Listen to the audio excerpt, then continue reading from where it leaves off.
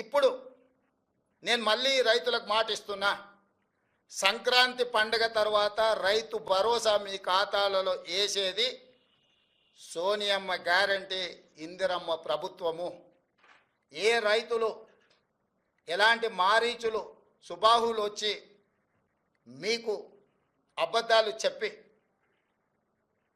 ఆనాడు పురాణాలలో విశ్వామిత్రుడు యజ్ఞం చేస్తుంటే రాక్షసులు ముఖ్యంగా మారీచుడు సుబాహులు వచ్చి ఆ యజ్ఞాన్ని భగ్నం చేయాలని ప్రయత్నం చేస్తే రామలక్ష్మణులు ఎట్లయితే కాపలా కాసి విశ్వామిత్రుడు చేపట్టిన యజ్ఞాన్ని సంపూర్ణంగా పూర్తి చేసిండ్రో, ఈనాడు కూడా మా ప్రభుత్వము రైతు భరోసా కొనసాగిస్తుంది. సంక్రాంతి పండుగ తరువాత సోనియా గాంధీ గారి గ్యారెంటీగా నేను చెప్తున్నా, మీ రైతు భరోసా మీ ఖాతాలో పడుతుంది. ఎవరిని నమ్మకండి.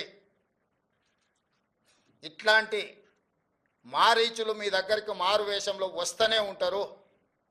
ఆనాడు సీతమ్మను ఎమర్చడానికి బంగారు లేడీ రూపంలో వచ్చిన మారీచుడే ఈరోజు మారు వేషంలో మళ్ళీ బీఆర్ఎస్ బీజేపీల రూపంలో మీ దగ్గరకు వస్తారు.